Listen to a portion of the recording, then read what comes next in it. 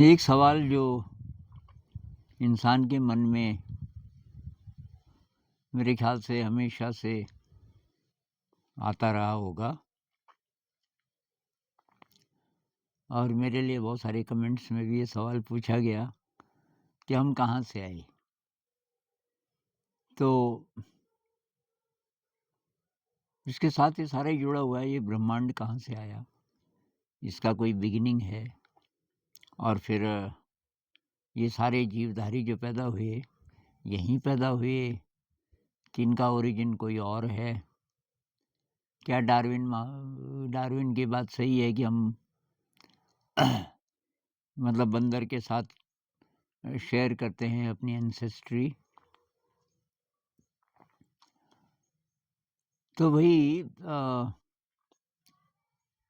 Buddhism के अनुसार मनुष्य पहले लाइट का बना हुआ कोई प्राणी था, इस मैटर का नहीं था, और उसमें नर और मादा नहीं होते थे, और वो एकदम प्योर था किसी दूसरी दुनिया में। उसको एस्ट्रल बॉडी भी कह सकते हैं।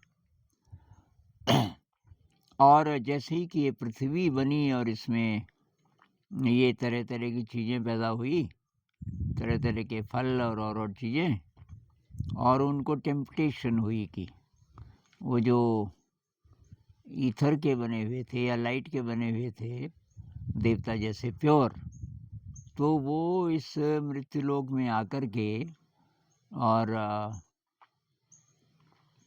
यहाँ की चीज़ें खाने लगे, रस लेने लगे चीज़ों का, और उससे कि धीरे धीरे वो डिग्रेड होने लगे। डिग्रेड होते होते उनका शरीर, जो लाइट का शरीर था, वो अब यहाँ रहने के लिए उसको बहुत ग्रॉस होने की ज़रूरत थी, तो ये फिज़िकल बॉडी आ गया। फिज़िकल बॉडी आया, उसके साथ साथ ये नर और मादा आए, और फिर ये आगे बढ़ते गए। और हिंदुइज़्म में एक से ज़्यादा व्यूज़ हैं, लेकिन एक व्यू कुछ ऐसा ही है कि हम किसी दिव्य लोक के प्राणी थे और किसी कारण से डिग्रेड हुए।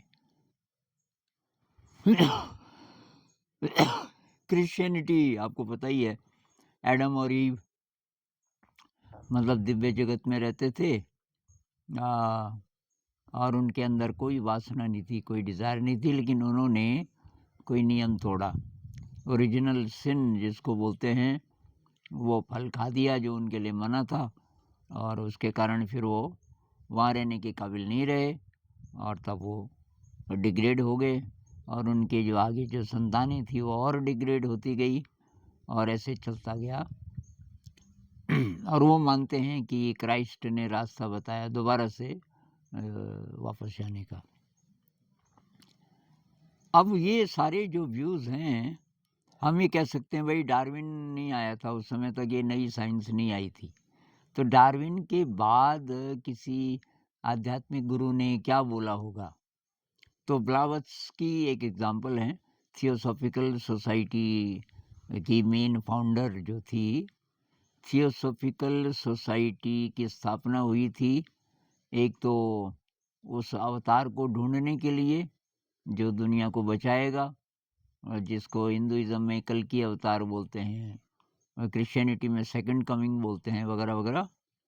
और उनका ये था कि वो अवतार नहीं बल्कि व्हीकल होगा उस एनर्जी का, और उसको ढूंढना है। और दूसरा ये था कि सारे रिलीजन किसी एक ही रिलीजन से आए। बहुत पहले कोई एक ही रिलीजन था इंसान का, जो कि गड़बड़ा गया और उसकी अलग अलग ये शाखाएं हो गई। ये कोई ये मानते हैं कि दोबारा से इंसान को फिर वो एक होना सीखना होगा। तो ये डार्विन के बाद की बात है। ब्लावत्स्की का कहना है कि ये जो बंदर वाली लाइन है ये एकदम अलग है, ये जो चिंपैंजी वाली लाइन है वो एकदम अलग है। हालांकि अभी साइंस ये नहीं कहती कि हम चिंपैंजी से आए, चिंपैंजी से मनुष्य बना, हमारे ज़माने में तो ऐसे बोलते थे। अब वो ये कहते हैं कि चिंपैंजी और मनुष्य ये दोनों किसी और प्राणी से आए, लाखों साल पहले कोई था, और उसके डिसेंडेंट से हैं। लेकिन इसमें फिर बहुत विद्वानों का ये कहना है कि चिंपैंजी और मनुष्य के बीच बहुत प्रकार के जीवधारी होने चाहिए थे। मनुष्य जैसे, चिंपैंजी और मनुष्य जैसे दोनों के कुछ-कुछ गुण जिसमें हों। चिंपैंजी से मनुष्य में बहुत बड़ा जंप है। तो बहुत लोग कन्विंस्ड नहीं हैं कि ये थ्योरी सही है। अब विज्ञान के पास ये ऑप्शन नहीं है कि भई वो किसी दिव्य जगत तो मानते ही नहीं अभी साइंस में। साइंस का ये कि प्रूफ होना चाहिए, और साइंस अभी इतना ही सीख पाई हमारी साइंस कि जो एटम से बना हुआ ये ब्रह्मांड है, और प्रकाश की गति फास्टेस्ट है, और ये ब्रह्मांड जो है जितना भी इनको पता चला तो ये है, और मैटर के बियॉन्ड कुछ नहीं है। तो ये मान्यताएं जब तक हैं तब तक तो इस फील्ड में साइंस कुछ बोल नहीं सकती। पर साइंस को ये बोलना चाहिए कि भाई हम क्वालिफाइड नहीं हैं, इसके बारे में बता नहीं सकते, हमारे पास टूल्स नहीं है, मेथड्स नहीं है। ऐसा नहीं कहते वो कहते हैं कि ये साइंटिफिक नहीं है। और बहुत सारे कमेंट्स भी आते हैं कि ये गुरुजी दिस इज़ नॉट साइंटिफिक। अरे भाई साइंटिफिक होगा कहाँ से, साइंस के पास है ही नहीं अभी, वो यंत्र नहीं है, वो तरीके नहीं हैं कि वो ये भी कह सकें कि हो सकता है, ये भी नहीं कहते। इतना तो कह सकते थे ना, कौन जाने क्या क्या रियलिटीज़ हैं, बट वी डोंट नो। तो ब्लावत्स्की क्या कहती हैं कि हम दिव्य जगत के हैं और किसी कारण से डिग्रेड हो गए और दोबारा हम उसको अचीव कर सकते हैं। योगानंद जी भी कहते हैं भाई मनुष्य में कुछ बहुत स्पेशल है जो किसी प्राणी में हो नहीं सकता। वैसे भी आप देखो ना, ये जो ध्यान से हम जहाँ पहुँचते हैं, जो संत लोग बात करते हैं ना कि समाधि या उस अनंत का स्पर्श, कबीर साहब कहते हैं बूंद समानी समुद्र में, इस प्रकार के अनुभव तो केवल मनुष्य ये काम कर सकता है, केवल मनुष्य है जो साधना कर सकता है।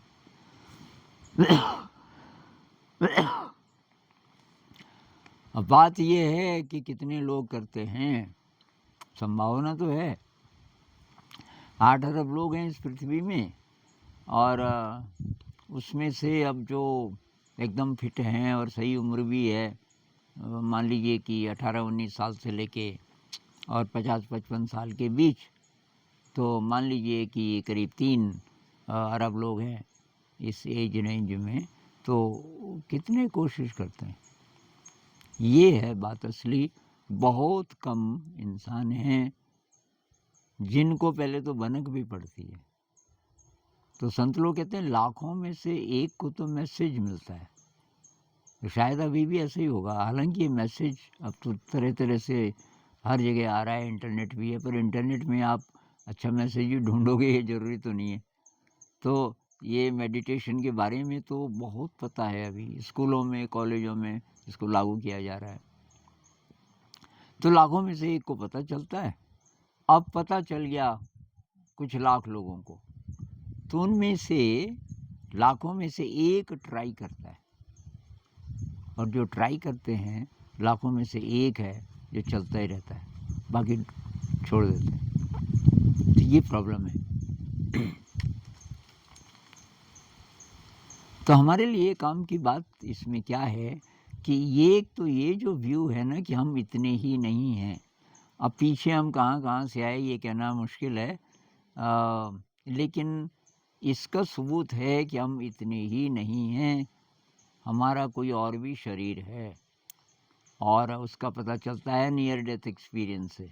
नियर डेथ एक्सपीरियंस को अभी बहुत लोग सीरियसली ले नहीं रहे क्योंकि बायस्ड हैं, उनके ऊपर विज्ञान छाया हुआ है अभी का विज्ञान, और वो सुन ही नहीं रहे उन वैज्ञानिकों की बात। वो भी वैज्ञानिक ही तो हैं, 40 साल हो गए रिसर्च करते हुए एनडीए पे, और उनका कंक्लूजन है विद प्रूफ कि ये कोई साइकोसिस नहीं है, ये हेलुसिनेशन नहीं है, ये ड्रीम नहीं है, ये इमेजिनेशन नहीं है। एनडी वाले जो बोलते हैं उसके पीछे कुछ सत्य है। और वैसे भी हेलुसिनेशन ब्रेन को होता है, ब्रेन तो मर गया, ये लोग जब मर जाते हैं तब उनको ये अनुभव होते हैं। तो ब्रेन जब मर गया तो अनुभव किसको हुआ? तो दूसरा शरीर है। और वो जिन लोगों को ये अनुभव होता है वो भी वही बोलते हैं। मैंने अपना शरीर देखा और शरीर मेरा हॉस्पिटल के बेड पे था और मैं छत पे थी और जैसे अनीता मूरजानी का मैं पढ़ रहा था, तो वो कौन सा शरीर है? तो वो शायद एस्ट्रल बॉडी है। लूसिड ड्रीम में भी ये वही बॉडी है मेरे ख्याल से, और आउट ऑफ बॉडी एक्सपीरियंसेस में और मृत्यु के बाद ये जो बॉडी है ये आगे चलती है।